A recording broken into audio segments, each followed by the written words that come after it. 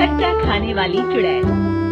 रात को अचानक राधिका मौसी को किचन से कुछ गिरने की आवाज आई। उन्होंने बाहर निकल के देखा तो किचन में उन्हें कोई सफेद साड़ी में दिखा। वो चीख पड़ी, हे भगवान, आलतू जलाल तू आई बला को टाल तू, आलतू जलाल तू आई बला को टाल तू। राधिका मौसी को चीखते सुनकर श्रवण बाहर आता है भागते हुए। अरे माँ, क्या हुआ? क्या देख लिया? दादी माँ आ गई क्या सपने में? अरे बेटा, रसोड़े में देख तो कौन है? श्रवण रसोड़ी में झांक कर देखता है और उसे कोई नहीं दिखता अंदर। अब रसोड़ी में तो कोई नहीं है माँ। कोई सफेद साड़ी में नहीं है क्या? नहीं माँ, कोई भी नहीं है। चिल्लम चिल्ली की आवाज सुनकर काजल भी वहाँ आ जाती है। अब क्या हो गया माँ जी? अरे बेटा, रसोड़े में एक चुड़ैल थी सफेद साड़ी में। अरे क्या कर रही थी वो अंदर? अरे बताया नहीं, कल आएगी ना तो पूछ लूंगी। चुड़ैल जी, आपका क्या प्लान है? माँ जी, रात बहुत हो गई है, आपने कोई बुरा सपना देखा होगा, चलिए सो जाइए। राधिका मौसी सोने तो चली जाती है पर उनको रात भर नींद ही नहीं आती। वो कुछ भी उलझुल बातें सोचने लगती है। कहीं चुड़ैल की वजह से तो घर में टेंशन नहीं हो रहा, कहीं उसी की वजह से तो वो दादी नहीं बन पा रही। सुबह जब राधिका मौसी रसोड़े में छानबीन करती है तो पाती है कि नींबू का अचार गायब है। चुड़ैल नींबू का अचार ले गई, मुझे तो ठीक नहीं लग रहा कुछ। चुड़ैल को भी पता है कि जिंदगी का असली मजा तो खट्टे में ही है। राधिका मौसी झट से श्रवण को फोन कर देती है। बेटा, मुझे समस्या समझ में आ गई है, हमें एक तांत्रिक की जरूरत है। अरे क्या बोल रही हो माँ, तांत्रिक की क्या जरूरत है? आप पूजा पाठ तो कर ही रही हो ना। आलतू जलालतू मंत्र सारे फालतू जैसे कुछ मंत्र पढ़ो, चली जाएगी अपने आप चुड़ैल। अरे नहीं बेटा, कभी चुड़ैल को कम नहीं समझते। अरे तुझे पता भी नहीं चलेगा कि कभी वो छल करके काजल की जगह घर की बहू खुद बन जाएगी। क्या माँ, कुछ भी बोल रही हो? कहाँ काजल और कहाँ चुड़ैल? वैसे एक बात बताओ, काजल को अगर गाने के लिए बोल देना तो चुड़ैल काजल की आवाज सुनकर घर तो क्या, धरती लोग छोड़कर चली जाएगी। तुम ना पढ़े लिखे बच्चे हर चीज को मजाक समझते हो। तुम रहने दो, मैं खुद ही तांत्रिक को बुला लेती हूँ। अच्छा सुन, शाम को इमली लेके आना। क्या है कि चटनी खाए बहुत दिन हो गए है ना? नहीं माँ, इमली तांत्रिक से ही मंगवा लो ना, आटा वगैरह भी उसी से पिसवा लेना। देखो मुझे काम करना है। श्रवण रात को कई तरह की सब्जियों के साथ माँ के कहने पे चटनी के लिए इमली भी ले आया था, लेकिन राधिका मौसी के दिमाग में अलग ही फिल्म चल रही थी।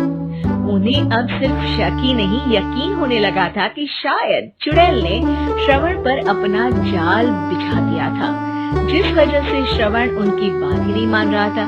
पर कोई नहीं, आने वाली रात में राधिका मौसी खुद तैयार हो गई चुड़ैल को पकड़ने के लिए। रुद्राक्ष की माला, तुलसी का पत्ता, हनुमान चालीसा सब हाथ के पास ही था, बस चुड़ैल का इंतजार था। और जैसा राधिका मौसी ने सोचा था वैसा ही हुआ। वो चुड़ैल उस रात भी आई, पर वो राधिका मौसी से तेज निकली और राधिका मौसी के उसे पकड़ने के पहले ही वो भाग खड़ी हुई। जरूर बहू पे साया है उस चुड़ैल का, तभी तो श्रवण के कमरे में गई है। और अगली सुबह राधिका मौसी पिछली रात हुए हमले में किन चीजों का नुकसान हुआ उसका हिसाब लगा रही थी। उनके खेमे से एक आम के अचार की शीशी भी गायब हो चुकी थी और वो इमली भी जो कल श्रवण लेकर आया था। राधिका मौसी इस बारे में सोच ही रही थी कि श्रवण जल्दी से रसोड़े में आकर दवाइयों की पोटली ढूंढने लगता है। अरे बेटा, क्या हो गया? अब माँ, वो काजल की तबीयत खराब है, बहुत घबराहट हो रही है उसे। हे भगवान, मैंने पहले ही कहा था कि तांत्रिक को बुला लेते हैं, पर नहीं। अब देखो, उस चुड़ैल ने काजल को अपने वश में करना शुरू भी कर दिया है। हालांकि श्रवण भूतों में विश्वास नहीं करता था, पर अब वो भी डर जाता है। और राजी हो जाता है एक तांत्रिक को बुलाने के लिए। कुछ ही घंटों में तांत्रिक आ जाते हैं और राधिका मौसी तांत्रिक जी को सब बता देती है। घोर संकट, घनघोर संकट, चुड़ैल को मारू जोर चाकट, ओम भट स्वाहा खटखा के आहा।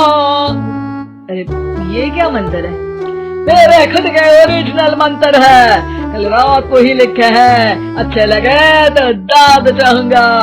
एक और मंत्र सुनो, अर्ज किया है आब्राकडाब्रा, दिल्ली बम्बई आगरा, चंदा मामा सोबरले सुरन मामू चारा।